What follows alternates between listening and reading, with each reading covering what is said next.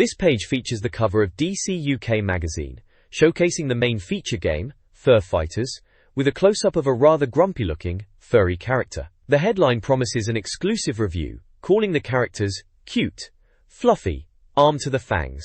Quite the combination. Also highlighted are major reviews for Silver, Echo, and Choo Choo Rocket. Other games mentioned include Rally 2, SWW, Euro 2000, GTA 2, and a tease for Capcom Uncovered discussing Power Stone 2, SNK vs Capcom, and a potential Resident Evil 4. They're also pushing 20 pages of games tips inside, and a special Gredrum issue for £3.50.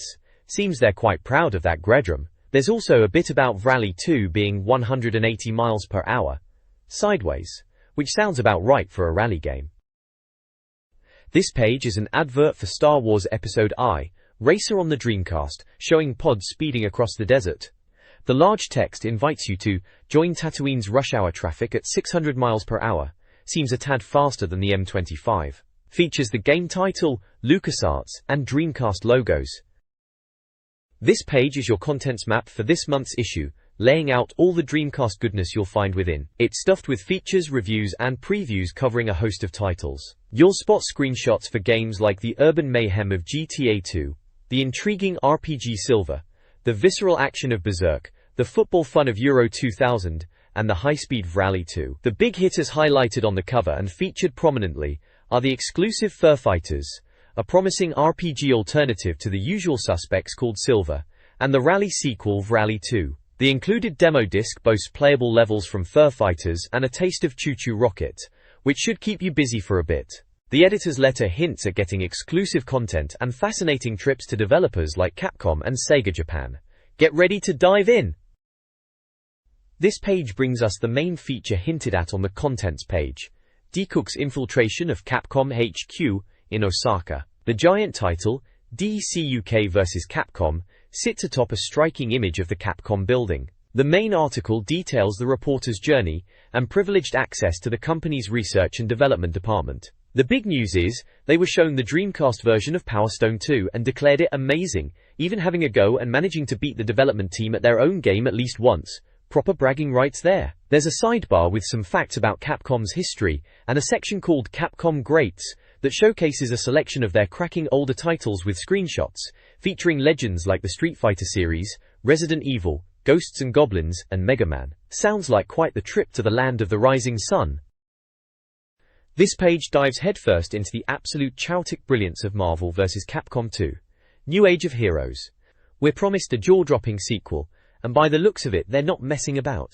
Capcom has crammed over 50 characters into this beast, including fan favorites like Spider-Man and Mega Man, alongside some cracking new additions like Jill Valentine rocking her grenade launcher. Forget the old 6-button Street Fighter setup.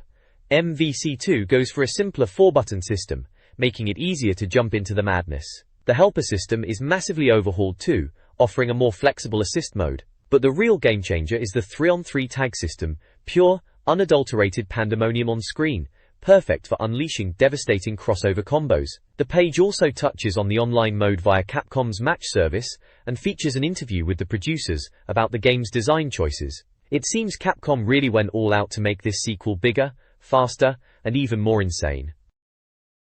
This page blasts into the chaotic world of Power Stone 2, Capcom's answer to 4-player pandemonium on the Dreamcast. Forget one-on-one duels.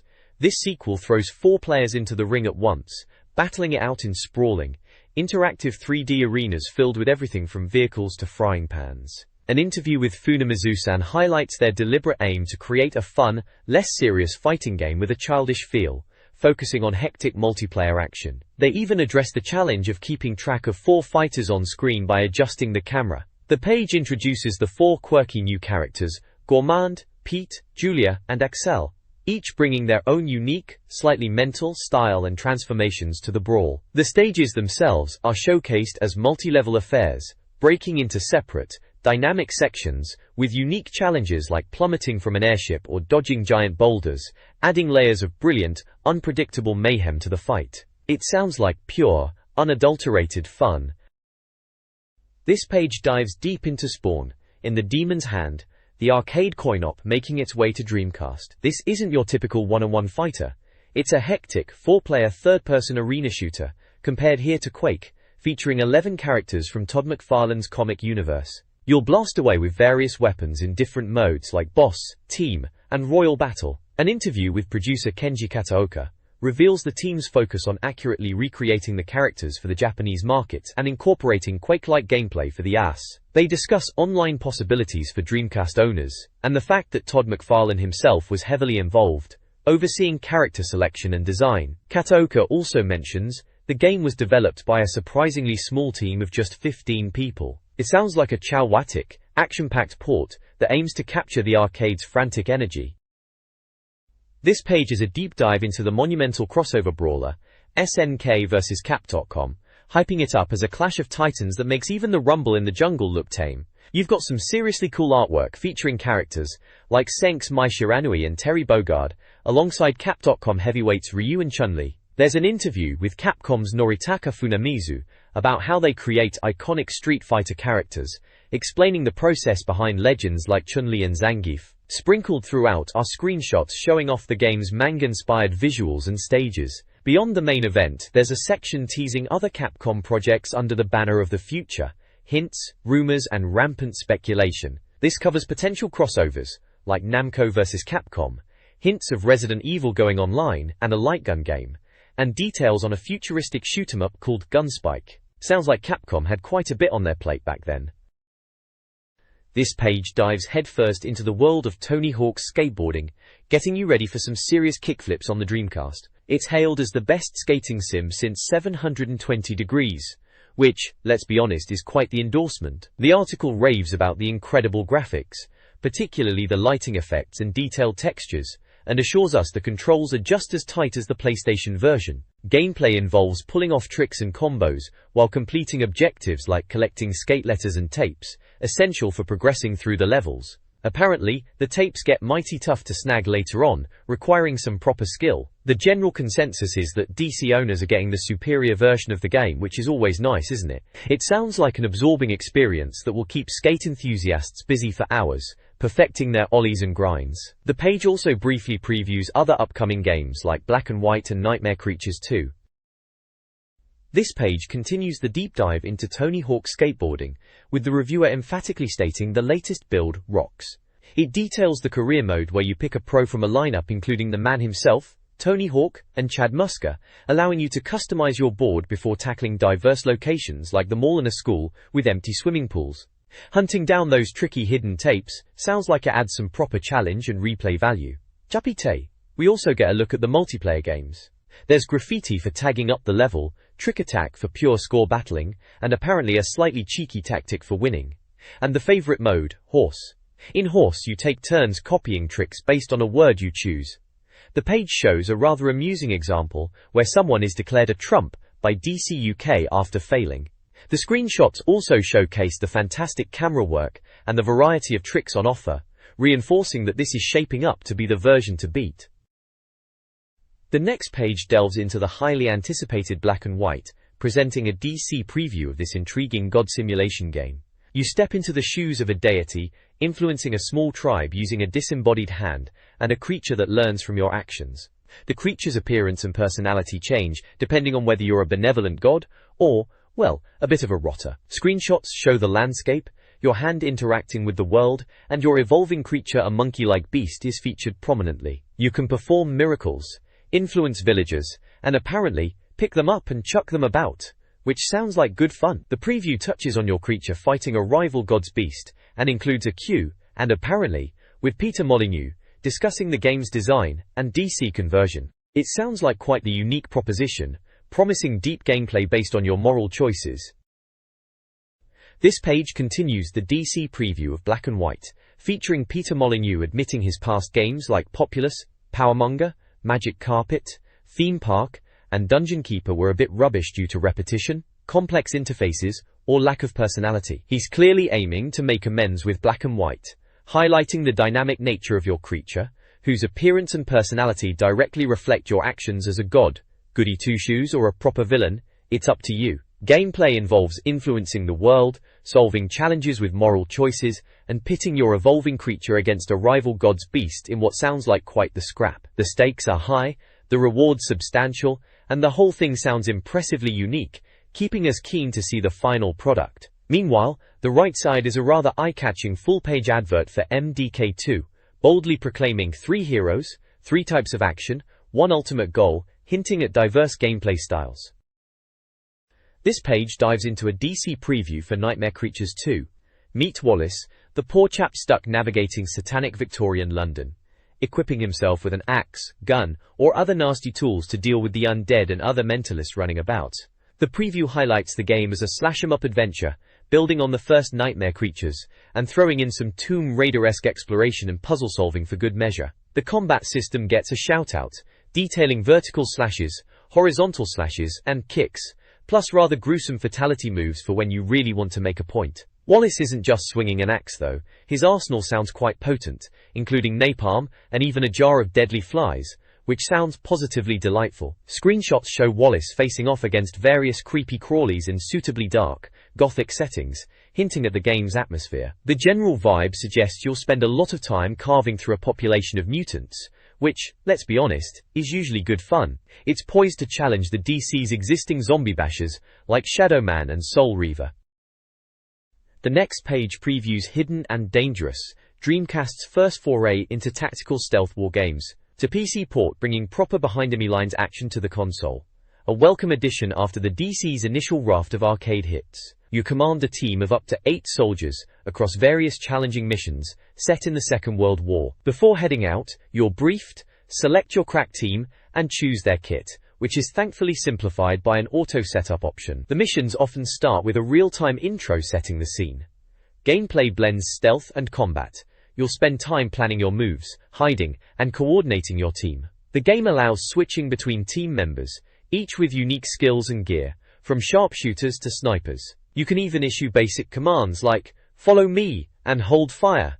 Highlights include driving tanks and armored cars, and taking control of large gun emplacements. Controls on the Dreamcast are tackled using the controller initially, described as a clever system, but a bit tricky to master, suggesting the preferred method might well be the Dreamcast keyboard and mouse. If released, nudge nudge Sega. The preview suggests the game's sense of danger feels frighteningly real, thanks to its tactical depth and varied levels, keeping you hooked until the very end. It looks like a promising title for tacticians seeking a challenge beyond just smacking people about.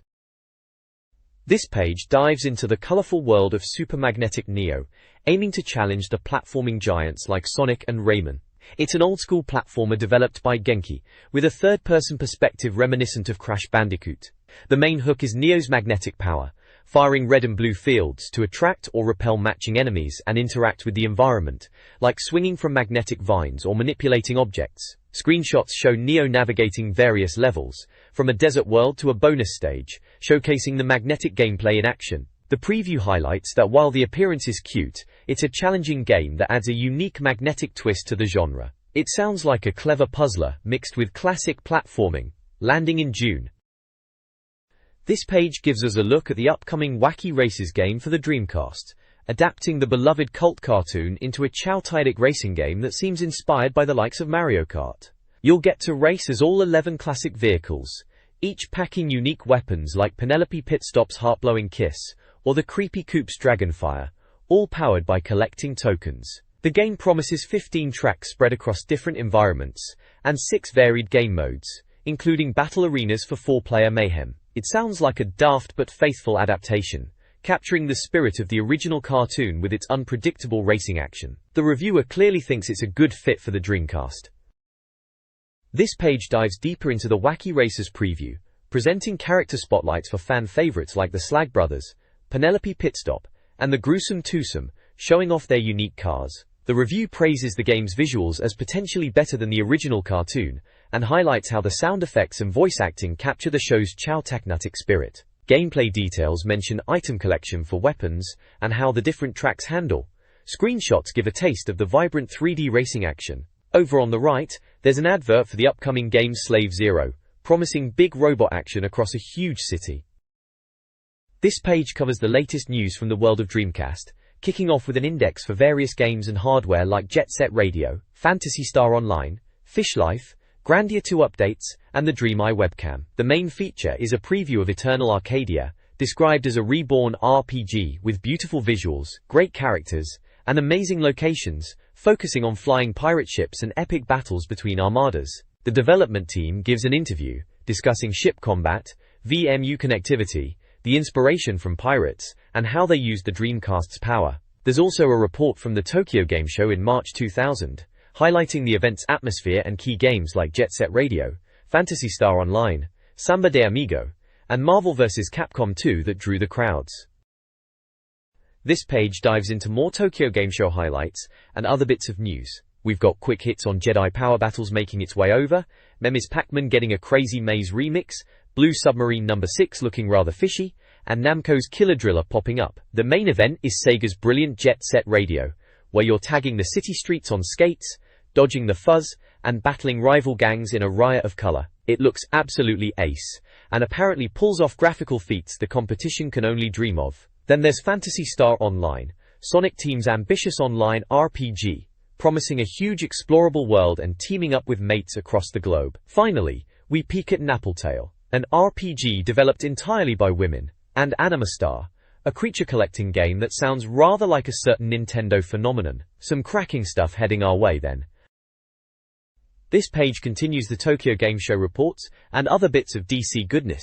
Up top, we see Sega was pushing online concepts like video chatting at the show, and Capcom was flogging rather expensive, but admittedly cool, SD.ARS gear from Resident Evil. The big feature dives into Segasoft's 10-6, a massive online real-time strategy game where you join one of 4 corporations, Brute Force, Extreme, Infrastruct or Toyco, to colonize and fight over a huge planet.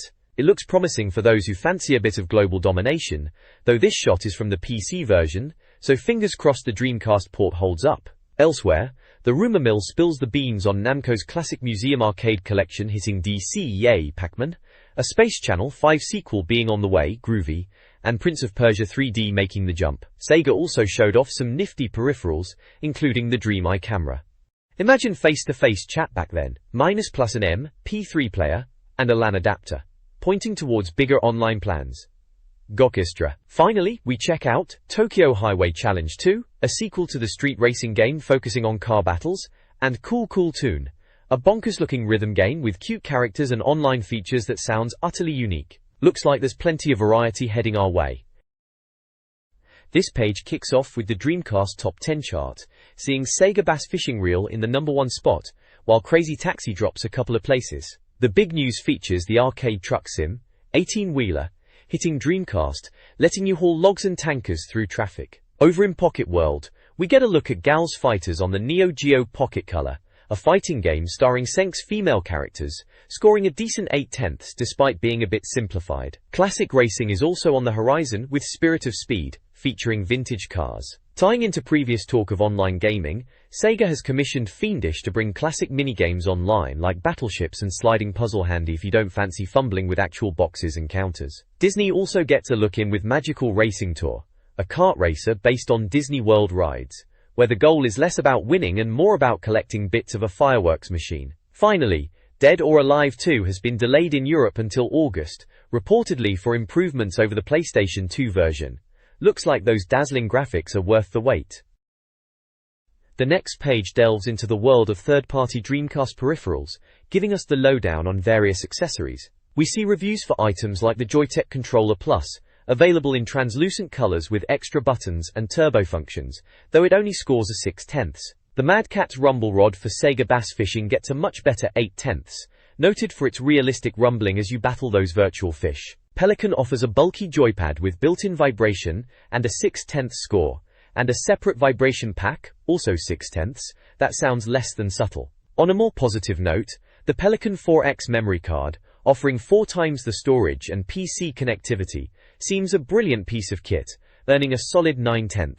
Our man Dave 2000 is back with his column, giving Sega a bit of a prod. He notes the influx of new games, but also questions some releases, like an apparently unenhanced Resident Evil 2, comparing them unfavorably to detailed Japanese titles, and even PC ports like Tomb Raider. He seems quite taken with Crazy Taxi, the bestseller, and muses on the risk of Dreamcast becoming swamped by PC ports rather than unique Sega experiences. Elsewhere, there's a quick look at Eidos' Sydney 2000 Olympics game, and Acclaim's Vanishing Point Racer, while the Dream Team section covers Arsenal's European football progress and Sampdoria's domestic woes. The next page gives us a glimpse into some intriguing upcoming Japanese titles under the DC Express International News banner. First up is Ill Bleed, a horror game by Climax Graphics, the same folks who gave us Blue Stinger. This one sounds like a proper gorefest set in a haunted theme park, promising pant-wetting scares thanks to a unique horror monitor UTHI that tracks your character's senses and shock level. You'll need to use vision, hearing, smell, and even a sixth sense to spot and avoid traps. Then we've got Sorcerian, a new entry in Falcom's long-running RPG series heading to Dreamcast. Starting off as rookies, your characters have to train, take jobs, and even age to become adventurers. It's described as having a management element and poses the question, a Pokemon-style RPG, how can it fail? Rounding things off is Record of Lodoss War, the advent of Cardis, based on a popular anime. This RPG from Kadokawa Software takes a more Western approach with its isometric view and real-time combat, drawing comparisons to Diablo and Baldur's Gate, which is interesting given the talk of ports previously. You control one character but can pick up followers, exploring AD and D-style locations, battling enemies for XP, and collecting scrolls and runes for skills. Looks like a welcome diversion from typical Eastern RPG fare. This page continues the international news roundup, kicking off with Kiss, Psycho Circus, where you get to step into the boots and makeup of each Kiss band member to defeat enemies and presumably rock out, though the article suggests the classic songs might not make the cut. It features some rather striking screenshots of the game's monsters and character models. Next up is 4x4 Evolution, looking like a proper bit of off-road fun with big trucks and customization options. It sounds promising with plans for online multiplayer across Dreamcast, PC, and Mac, letting you tear up the dirt tracks with your mates. Over in the late news section, we get quick updates. Legend of the Blade Master is an action RPG on the horizon. The racer, formerly known as Magforce Racer, has had a rather less exciting name change to Killer Loop, still promising dizzying tracks. And lastly, the outlook for the Star Trek New World strategy game sounds a bit grim, with sources suggesting things are screwed. Blimey. This page is a full-page advert for Gameplay.com, offering an extensive list of Dreamcast games, hardware and accessories for sale, along with contact and ordering information. This page previews 4 upcoming Dreamcast titles from British developer Climax, under the rather suggestive banner of Multiple Climax. The spotlight shines brightest on Title Defense, a boxing sim aiming for realism over arcade fisticuffs, promising a proper Queensberry rules experience with plenty of speed and, gore. Screenshots show gritty ring action with real-time injuries and potential online features, allowing virtual world bouts, and even training with friends. Also featured are snippets of the Austin Powers game, Roswell Conspiracies, and Stunt Driver. Looks like Climax had quite the lineup planned for the DC faithful. This page delves deeper into 3 of the titles from British developer Climax that were teased on the previous page. First up is Austin Powers, Mojo Rally, a cartoon racer unashamedly described as being like Mario Kart, featuring characters from the groovy film franchise. Expect plenty of character-specific weapons and voice samples straight from the movies, split-screen multiplayer mayhem, and tracks set in familiar Austin Powers locations. Apparently, cows dropping from the sky are a feature in the adventure title, Roswell Conspiracies. Based on the animated series, this third-person game throws you into an X-File-style mystery involving alien invaders, offering a mix of combat, puzzles, and exploration with interactive environments. Finally, Stunt Driver looks like a proper modern take on the Amiga classic stunt car racer. It promises death-defying stunts and bumper-to-bumper racing on insane roller coaster tracks. The big draw here is a track editor so powerful you can supposedly modify the course mid-race, which sounds utterly bonkers but hopefully in a good way. This page launches into the DC review section, boldly claiming to be the only one you can truly trust. A dynamic image of a character from Jet Set Radio grabs your attention, hinting at the upcoming Dreamcast title. The page lists the month's featured reviews, including Fur Fighters, Silver, Euro 2000, Rally 2, GTA 2, Sword of the Berserk, Choo Choo Rocket, and King of Fighters 99 Evolution. A spotlight is shown on Fur Fighters, highlighting its blend of action, adventure, and puzzles, accompanied by a lively screenshot. The review panel introduces the esteemed critics, sharing their current gaming obsessions, from World Championship Snooker and MDK2 to Berserk and Perfect Dark, plus the ever-addictive Choo Choo Rocket. The magazine also explains its clear-cut scoring system out of 10, making it plain that 5 is merely average, not poor, and a 10 is simply excellent. At the bottom, there's a shout-out to Edge magazine, mentioning their coverage of Jet Set Radio, which promises to be a massive game following the success of Soul Calibur. This page presents the full DC review coverage for Fur Fighters, proudly awarding it the DC UK Essential Badge. The review kicks off by declaring the game offers pure and unadulterated fun, a rare commodity indeed. It sets the stage with big guns, little babies, furry warriors and evil cats, promising a wild adventure in the rare mold. High praise for a Sega magazine talking about the chaps who made GoldenEye and Banjo-Kazooie. Screenshots show the vibrant, cartoonish action, from rescuing cute critters to blasting baddies who explode in a puff of fluff instead of gore. The premise involves General Vigo, a feline mastermind, kidnapping babies and mutating parents into bosses like the fiery dragon Gwyneth, faced here by Tweak, the baby dragon. We also see other playable characters, like Rufus the cat, armed and ready. The review details the game's publisher and developer, confirming its bizarre creations behind this colorful chows. This page continues the DC review of Fur Fighters, delving into the details of the titular heroes. We're introduced to the dirty half-dozen desperados, with screenshots showcasing their unique skills. There's Rufus the Scotty dog who can burrow, Juliet the cat who scales heights, Bungalow the kangaroo with a mighty leap, Tweak the baby dragon who glides, Rico the penguin who's a whiz underwater, and Cheng the firefox with strategic cunning. The review highlights the game's central mechanic of switching between these characters via teleportation to navigate the levels and solve puzzles. Screenshots also show interactive environments you can blow open, bonus minigames like dancing or basketball, and even boss battles against mutated relatives, carrying on from the previous page's mention of General Vigo's plan. The sound design gets a nod too, with each character having their own theme tune and characters speaking in daft animal noises, with subtitles. A nice touch that. Weapons are discussed, ranging from pistols to heat-seeking rockets, perfect for sending baddies scattering in comical panic. The game promises over 20 hours of furry fun across 6 diverse worlds, from skyscrapers to mean streets, all developed with obvious tender loving care.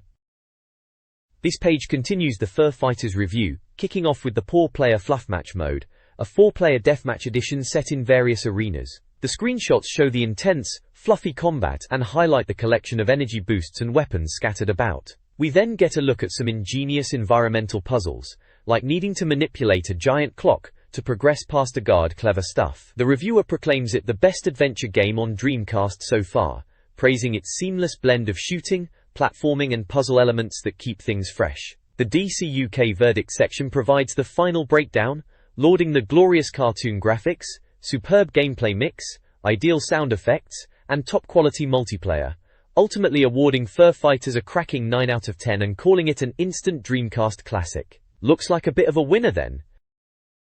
This page shifts focus to the RPG genre, boldly stating that Silver is the best RPG on Dreamcast to date, thanks to its innovative yet accessible combat system and atmospheric story. The reviewer is clearly impressed, also calling out the game's distinct, British sense of humour as a key highlight. Screenshots showcase the game's visual variety, featuring everything from imposing Gothic buildings, snowy castles, and woodland glades to rainy villages and elegant gardens, though it's mentioned the game's structure can be quite linear. The story follows hero David, as he sets out to rescue his wife from the evil wizard Silver, who's snatching women for a nefarious sacrifice. David's quest to stop him involves gathering 8 magical orbs. We see glimpses of early moments, including training and meeting an oracle. The game itself is a port from the PC original, developed by Spiral House. Oh, and that castle on the hill? Apparently it's infested with imps, which sounds like a proper fixer-upper. This page continues the review of Silver, delving deeper into the gameplay mechanics. It's pitched as a blend of Zelda and Final Fantasy, featuring real-time combat like Link's adventures mixed with the stunning manga-inspired character designs reminiscent of later Final Fantasy titles. The reviewer highlights the game's distinctive British humour, setting it apart from typical RPGs. While the pre-rendered backgrounds are praised as absolutely stunning, the character models, looking like 32-bit leftovers, are a bit of a letdown. Combat can feel a bit like rock, scissors and paper against bosses, who often have glaring weaknesses, and the control system is deemed a little disappointing. You'll manage a party of 3, pick up gear and spells like the Web of Death, and choose new allies along the way. You can also stock up on potions and kit at specific points, which is always handy. This page continues the review of Silver, delving into the real-time combat system where you control your party, wielding swords, casting spells like Web of Death, or firing crossbows. There are specific sword techniques detailed, showing how to perform lunges or wide swipes. However, the reviewer feels the game lacks variety in enemies and dungeons, making the long haul to finish a bit tedious despite some atmospheric locations. Gameplay is straightforward, bosses can be simplistic, and while the backgrounds are lovely, the character models aren't quite there. Despite the criticisms, the reviewer concludes Silver is a decent RPG and the best on Dreamcast at the time, suitable for casual players, scoring it a 7 out of 10. Elsewhere on the page is a rather striking advertisement for Sword of the Berserk, Guts Rage, showcasing some action, and the game's protagonist. This page dives into the review of Sega Worldwide Soccer, Euro 2000 edition. The big news is that the lack of speed from the original has been sorted, making for a far better, more fluid game of footy. The reviewer gives it the DC UK recommended stamp, which is always a good sign. They highlight the inclusion of the Euro 2000 competition, domestic leagues, and even an international cup, noting the official licensing for the Euro tournament is held elsewhere, but this version replicates the format nicely. The commentary gets a mention, being pertinent and well done. There's also a focus on the excellent 4-player mode, described as bringing out the competitive spirit brilliantly. Screenshots scattered throughout show various match action scenes, including keepers saving shots, and tactical setups. The details box confirms it's from Silicon Dreams and supports up to 4 players. Looks like a cracking improvement to the series. This page continues the review of Sega Worldwide Soccer, Euro 2000 edition, diving into the finer points. It highlights the super silky skills available, including the manual ball skills from the original SWWS like Cruyff turns and 1-2s, which are apparently far superior to the skill-free Virtua Striker 2. The reviewer feels the game strikes a good balance between arcade action and simulation, allowing for proper control and strategy, without being overly complicated. The analog stick control for passes and shots is praised for its depth. However, the free kick system comes in for a bit of stick, described as dodgy, especially the short-range ones that offer a poor view. Looking at the DC UK verdict, the graphics are deemed decent, though the player models aren't quite up to Virtua Striker standards. Gameplay gets a thumbs up thanks to the improved speed, and the sound is good, with decent commentary and crowd atmosphere. Multiplayer is confirmed as excellent in both 2 and 4-player modes. The overall score is a solid 8 out of 10, cementing its status as the best footy game currently available on Dreamcast. Seems like they've nailed it this time around, despite a few minor quibbles. This page is all about Rally 2, Expert Edition, boasting that it's the fastest, wildest and dirtiest racer on the Dreamcast. The reviewer is clearly impressed by the sensation of speed, calling it fantastic and leading to a kind of reckless excitement that few other driving titles can match. The review covers the various modes, including arcade and trophy, mentioning the track editor allows for a near-limitless number of courses. There's a decent selection of cars, from World Rally to smaller 1.6-litre runabouts. The handling is described as loose and arcade-like, perfect for just slamming the accelerator and power sliding through corners, which sounds like a right laugh. They also dive into the 4-player split-screen mode, which looks chow-chaotic and brilliant, allowing you and your mates to go head-to-head. There's even a section detailing a test race between 4 DC UK team members, showing their photos and results. Poor old Stephen Lawson, always the bridesmaid. The DC UK recommends panel reinforces that the game is a solid purchase for rally fans looking for speed and fun over simulation. This page delves deeper into Rally 2, Expert Edition, starting with the cracking track editor that lets you create linear or looped circuits up to 100 blocks, complete with adjustable elevation, corners, weather, and country, offering a seemingly limitless number of stages to race on, as shown in the grid layouts. The main review text continues, appreciating the co-driver's calls and the game's loose, power slide-friendly arcade handling, though it notes that collision detection can be a bit unforgiving. The DC UK verdict panel awards graphics, gameplay, sound, and multiplayer favorably, praising the terrific sensation of speed. Ultimately scoring a solid 8 out of 10, it concludes that Rally 2 is a top-notch arcade rally racer that delivers on its promise of speed and thrills, even with Colin McRae Rally on the horizon. This page dives headfirst into the controversial world of Grand Theft Auto 2, arriving on Dreamcast after causing quite a stir on PC. The review highlights the significant graphical improvements, particularly the realistic lighting and gruesome flame effects, making the crime-ridden cities feel grittier. As the headline proclaims, the infamous cop killer runs amok, and the core loop revolves around earning respect from the game's 7 rival gangs spread across 3 massive cities, taking on illicit missions from payphones. Fail to earn their respect, and you're just cashing welfare checks. The gameplay offers a top-down perspective, featuring plenty of vehicle action and violent pedestrian interaction as you'd expect. If the main missions aren't enough, there are also 9 bonus levels, mini-games unlocked through progress, offering chaotic fun like destroying ice cream vans or going on kill frenzies. It sounds like a proper laugh.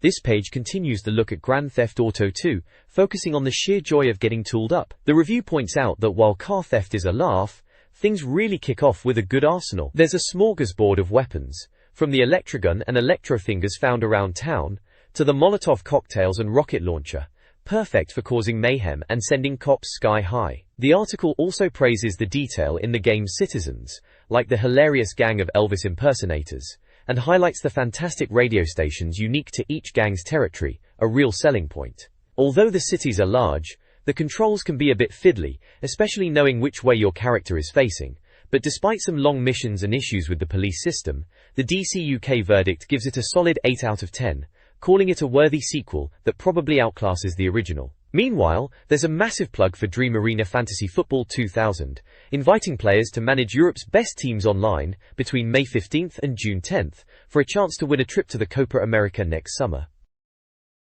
This page dives headfirst into the brutal world of Sword of the Berserk, Guts Rage, declaring it a serious contender for the most gory game ever, definitely not for the faint of heart. The review calls the hero's eye taking on a sinister glow as he becomes the human equivalent of a giant food processor, which sounds delightful. You play as Gatsu, or Guts as he's known to his mates, wielding the most massive sword you've ever seen through mutant-infested villages to find a cure for Casca. The game structure relies heavily on cinematic interludes, with plenty of cutscenes rendered using in-game models, making it feel like a horror movie interspersed with intense action. Fighting is straightforward with your giant Dragon Slayer sword, but apparently, Gatsu can enter Berserk mode, making him practically invincible and capable of double the damage. The game offers Resident Evil-style camera angles at times, and features some rather unpleasant monster designs that seem inspired by the thing. While the graphics are impressive, the reviewer notes the combat can be a bit clunky against walls, and there's virtually no puzzle solving to be found, just a whole lot of chopping. This page continues the deep dive into Sword of the Berserk, Guts Rage, detailing the grim encounters you'll face, such as the rather unpleasant business of hacking through infected children known as mandragorans. Apparently, even a hardened chap like Gatsu might feel a pang of guilt afterwards, which is saying something. The review highlights that if you skip the many cinema scenes, you're left with precious little actual gameplay, which largely consists of slashing and hacking with that massive sword. While it's short, the reviewer reckons it's still worth a punt for the sheer, unadulterated violent fun. Graphics are praised for their detail, though the animation is noted as not being the best, and the sound gets a nod for meaty combat effects and passable voice acting. Despite its brevity and focus on button-mashing mayhem, Sword of the Berserk scores a respectable 6 out of 10. Oh, and there's a rather large advertisement for Netscape Online, offering internet access for the price of a local call, taking up a good chunk of the right side, for those interested in the digital age. This page is a cracking D-Simport review of the utterly addictive puzzle action game Choo Choo Rocket. It seems America has gone bonkers for it, and the review reckons UK Dreamcast owners should hold tight for a blast-off into cyberspace. The game involves guiding little space mice, called choochus, into your rockets while avoiding nasty cats, the Kapukapas, by strategically placing directional panels. It sounds simple, but apparently, it's brain-numbingly frustrating yet utterly addictive, drawing comparisons to Super Bomberman. The review highlights the game's various modes, including a frantic 4-player battle, devious puzzles, and promising online play. There's a whole section on the Wheel of Fortune special game events that can completely change the tide of a multiplayer match, like sending cats to opponents or switching rockets around the cheek. Graphics are simple but effective, the sound is full of cute and zany creature noises, and the multiplayer is hailed as absolutely flawless and essential. The reviewer is clearly smitten, giving Choo Choo Rocket a fantastic 9 out of 10, particularly praising its multiplayer modes. This is one game you'll be squealing with joy, and possibly swearing at, all within moments. The next page presents a disimport review of Sync's King of Fighters 99 Evolution. This fighter is billed as Sync's latest effort to challenge Capcom's dominance in the 2D fighting ring, though the reviewer seems to think SNK is still lagging behind. The page features several screenshots showing the action, highlighting the 2D sprites against sometimes detailed 3D backgrounds. However, a prominent quote up front slams the sprites themselves as looking crudely drawn and dated. The Simon Says section amusingly points out several character moves that bear a striking resemblance to famous Street Fighter techniques. Imitation is the sincerest form of flattery perhaps. While the gameplay is described as solid and easy to pick up, it apparently lacks the overall polish of Capcom's top titles. The verdict sums it up as a decent addition, but not quite on par with the competition, giving King of Fighters 99 Evolution a score of 7 out of 10, largely citing the dated visuals as a major drawback. The next page presents the definitive guide to every Dreamcast game released up to June 2000, a proper comprehensive list then. It starts with a general DC review section, featuring games like the excellent Armada, 8/10, and the rather poor Blue Stinger, a brutal 3/10. The page is then split into categories highlighting the cream of the crop, like the best racers led by the fantastic Crazy Taxi, 9/10, shown in a cracking screenshot, the best sports games featuring NBA 2K, 8/10, and the best beat-em-ups, showcasing the absolute masterpiece Soul Calibur, a perfect 10 out of 10 yes. There's also the best action/adventure games, with Sonic Adventure, 9/10, getting a nod. The main declisting section runs through loads more, covering everything from Tomb Raider, The Last Revelation, 7/10, and House of the Dead 2, 8/10, to the forgettable Snow Surfers, a dismal 3/10. It's a handy reference guide, pointing out the gems and the games best left well alone. This page dives into reader reviews, letting the public have their say after splashing out on games. Gavin Woodworth gives Power Stone 7/10, finding its flashy looks let down by repetitive gameplay and difficulty. A bit disappointing then. Stephen Holt reckons Sega Rally 2 7/10 doesn't live up to the Saturn original, criticizing the handling and calling it unplayable, preferring Hydro Thunder, which sounds like a proper belter in comparison. Doug Sudron is over the moon with Crazy Taxi, slapping a perfect 10 out of 10 on it, praising the detail, handling and addictive fun. Sounds like a proper classic. Chris Branson, on the other hand, wasn't impressed by House of the Dead 2 5/10, finding it short-lived and complaining about the horrific acting. Sounds like a bit of a laugh if nothing else. There's also a peek at the D-Tip section, with the second part of the Tomb Raider guide featuring Lara Croft, and hints for upcoming guides like MDK2 and Dead or Alive 2. A good mix of public opinion and helpful guides then. This page delivers the much-anticipated second part of the Tomb Raider 4 Player's Guide, following on from the teaser last issue. It jumps straight into the action, taking Lara through the upper catacombs, coastal ruins, the Temple of Poseidon, and the Lost Library. The guide walks you through tricky platforming, using ropes to swing across chasms, pushing blocks, and solving puzzles like the planetarium and musical harp. There's plenty of combat too, dealing with skeletons, ghosts, and tough axemen, requiring the use of shotguns and crowbars to progress and collect essential items like trident pieces and gems. Screenshots show Lara navigating tight spaces, facing down foes, and exploring ancient ruins, giving you a proper look at the challenges ahead. It even hints at the big bad Horus, waiting later in the game. Seems like Lara's got her work cut out for her.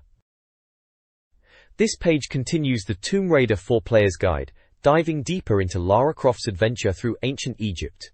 It kicks off in the Hall of Demetrius, guiding you through tricky puzzles and enemy encounters, then moves on to the Temple of Isis and Cleopatra's Palace, explaining how to collect vital artifacts and navigate perilous traps.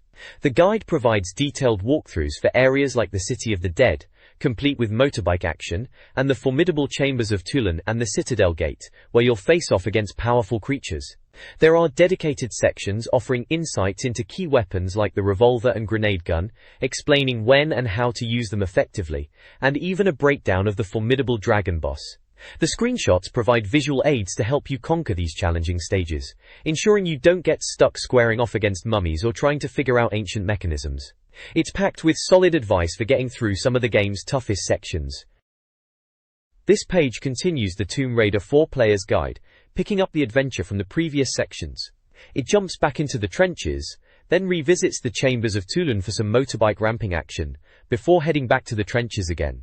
The guide then takes you through the street bazaar, detailing how to get vital items like the mine detector, and deal with pesky bulls by making them smash crates. Next up is crossing the levels to reach the Citadel, where you'll be lighting torches and burning ropes. From there, it's off to the Sphinx complex to dispatch some guards and find keys, leading you underneath the Sphinx to solve more puzzles involving stones, levers, and avoiding bulls. Finally, the walkthrough concludes with the Pyramid of Mancore, guiding you through jumping across gullies, dealing with scorpions, and grabbing keys to save a guard. The screenshots sprinkle in visuals of various levels and actions, showing Lara navigating the complex environments. The next page carries on with the Tomb Raider 4 saga, diving deeper into the Egyptian tombs. It kicks off with a guide to taking down those tough-skinned giant scorpions. Apparently, explosives are your best bet, so don't be shy with the boom booms. Then it's inside Mancore's pyramid, where you'll be dodging pendulums and shooting stars. As you do, we then swing over to the mastabas for some tricky pit jumps before tackling the Great Pyramid itself. Expect plenty of climbing, sliding, and block puzzles there. Khufu's Queen's Pyramid throws a maze at you, and more key hunting, leading you inside the Great Pyramid for torch lighting and dodging those rather shifty columns. Finally, it's time for the big one, the Temple of Horus, featuring a water-filling puzzle and the final showdown with Horus himself, which involves underwater antics and sealing the chap away. The screenshots show Lara navigating these perilous areas, from torchlit chambers to the bright, final confrontation. This page brings us the Ectips codes, kicking off with some handy hints for Doa 2, Choo Choo Rocket, and ECW, Hardcore Revolution. For Doa 2, you can view characters up close, and yes, there's a cheeky tip to crank up the age slider for those bigger Bristols apparently. You can also control the camera during victory poses, and grab some wallpaper images. Whoa! Next up, Choo Choo Rocket codes reveal how to unlock Hard, Mania, and Special modes. Plus get the Sonic Adventure Chaos Critters into the game if you complete the stage challenge. For ECW, Hardcore Revolution they list various modes, like Big Feet, Big Hand, and even Headless mode, and how to unlock a whole roster of bonus wrestlers like Bill Alfonso and the Sheik, by beating career mode with specific characters. Over on the right, it's all about being stuck on MDK2. The page reassures you help is at hand, advertising the DTIPS Dreamcast Solutions Issue 03. This promises guides and cheats for over 40 Dreamcast games, including MDK2, Slave Zero, Evolution, Rayman 2, Sega Bass Fishing, Crazy Taxi, JoJo's Bizarre Adventure, Soul Calibur, and Resident Evil 2. Looks like a comprehensive guide is on sale. This page presents part 1 of the MDK2 Player's Guide, acknowledging that genuinely tough games aren't as common these days, and MDK2 certainly delivers a challenge for veteran gamers. The guide kicks off with Level 1 tips, detailing how to handle alien encounters, use sniper mode, and take down the first boss, Hanzez, by targeting weak points and strafing. It gives clear instructions on using decoys and environmental cover. Moving on to Level 2, it covers the tricky torpedo section in ship interior, advising on navigation in clearing rooms. It then details the jetpack section, which sounds like a bit of a faff with all the gun turrets, and prepping for the boss, Inferno. Level 3 starts by discussing items like duct tape, and then dives into preparing for Inferno, warning about health, and suggesting strategies for dealing with the boss's disco ball attack, which sounds utterly ridiculous but effective. The screenshots scattered throughout show various in-game moments, including action shots and character close-ups like the Dogmax. This page continues the MDK2 Player's Guide, diving into the later levels where things clearly get a bit more demanding. Level 4 focuses heavily on sniper tactics, advising you to pick off guards and drones before dealing with generators and probing enemies in a spiraling chamber. Grab that sniper shield, it sounds essential. The guide then details reaching the boss, Shuang, noting the strategy involves using switches on the wall to zap him when he passes by, requiring precise sniping of a blue tip. You need to keep Max alive while doing this, which seems a bit unfair on the dog.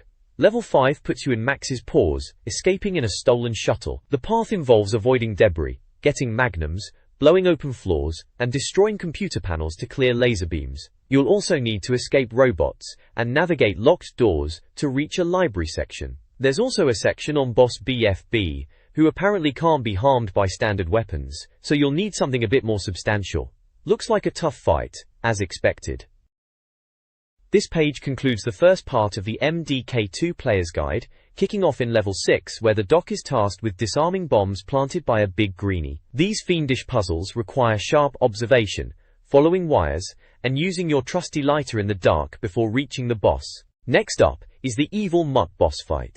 Equip those Gatling guns, use your jetpack to zip over him when he charges, and prepare for a multi-phase battle that even brings Max into the fray for the finish. Finally, you'll face BFB again. Conventional weapons won't cut it this time. The key is aerial assault, leaping from crates onto his massive head to break through his shield. And yes, despite your best efforts with the atomic toaster, it won't work. This is clearly just a taster, as the guide promises the full story continues next issue. This page brings us the essential Ask Esther column, where Dreamcast users get their burning questions answered by the wise Auntie Esther. Folks are asking about everything from printing from their console, not happening yet, more's the pity, and why some games like Virtua Striker 2 and Metropolis Street Racer don't run at a buttery smooth 60 frames per second, to future releases like a Buffy the Vampire Slayer title, confirmed for autumn, and what's happening with Giant Graham, already out apparently. We also get the lowdown on connecting online without a hard drive.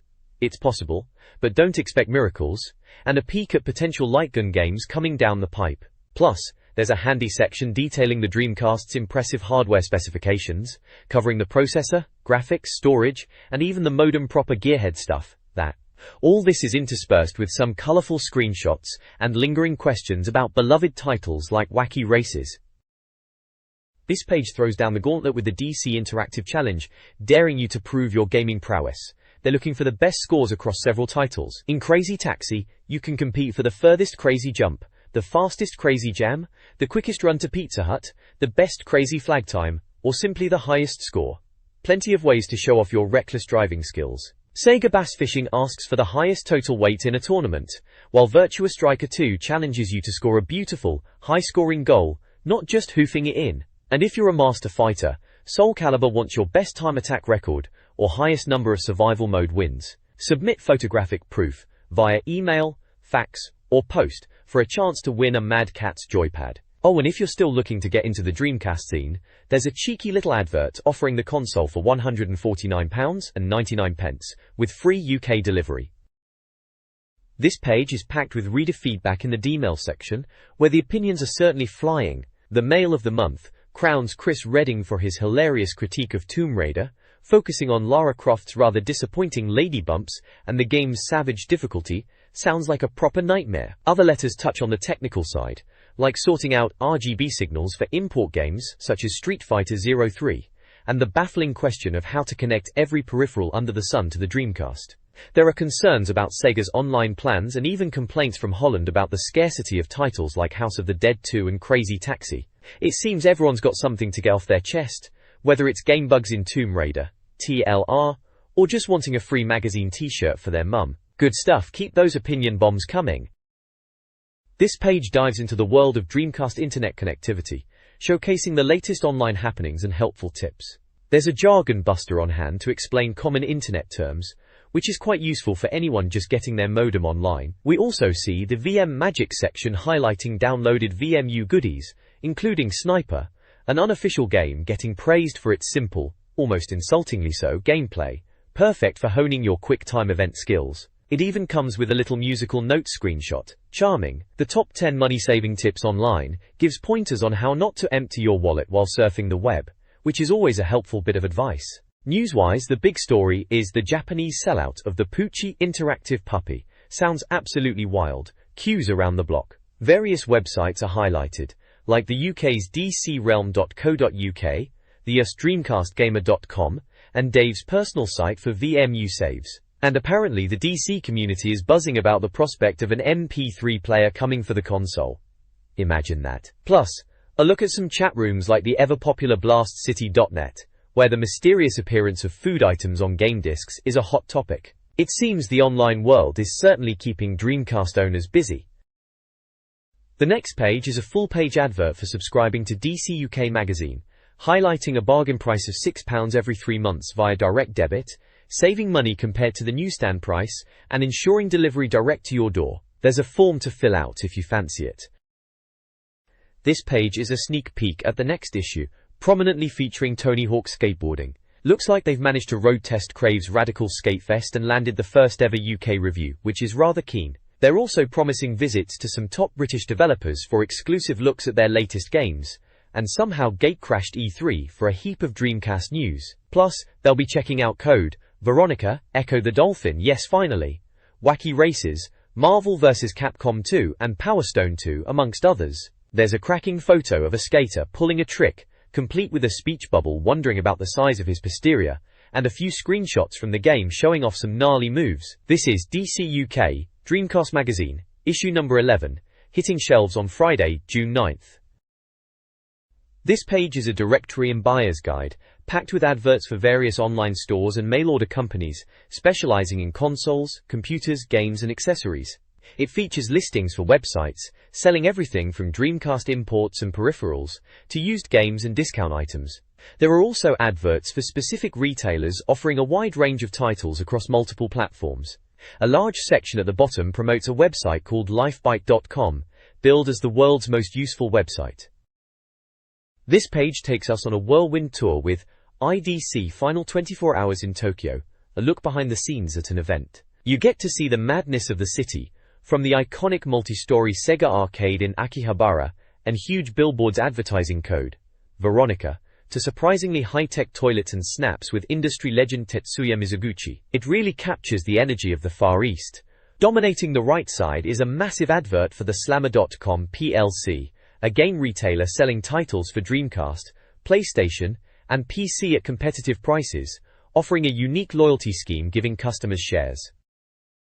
This page is dominated by an advert for the off-road racer 4-Wheel Thunder, a Dreamcast exclusive published by Midway and available in May 2000. The main artwork shows several trucks tearing through a dusty desert landscape, looking rather good I must say. The game boasts over 60 hardcore vehicles, including special bonus ones, and features 24 incredibly detailed tracks complete with realistic weather effects, all running at a smooth 60 frames per second. You can race in 1 or 2 player modes, customize your motor with prize money earned, and take on the ultimate challenge with a friend. Dreamcast Magazine clearly thought it was a bit of alright, slapping a cracking 92% on it. Oh, and there's a note on the side letting you know this scan is a preliminary version for now.